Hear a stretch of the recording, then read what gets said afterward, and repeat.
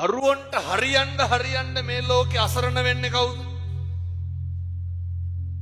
අම්මයි තාත්තයි.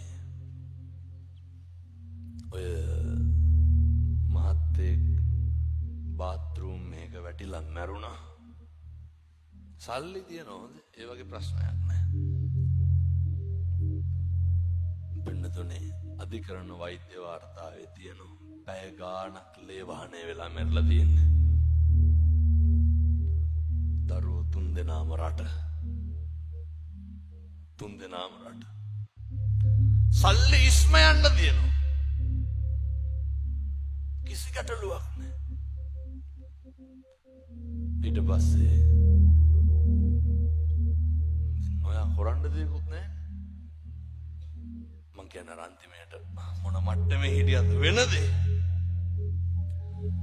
ජරාවට ව්‍යාධියට පත් වෙනකොට මිනිස්සුන්ට හොඳ මානසික හයියක් තියෙන්න ඕනේ. ඒ මානසික ශක්තිය ඇති වෙන්නේ දරුවන්ගෙන් විතරයි.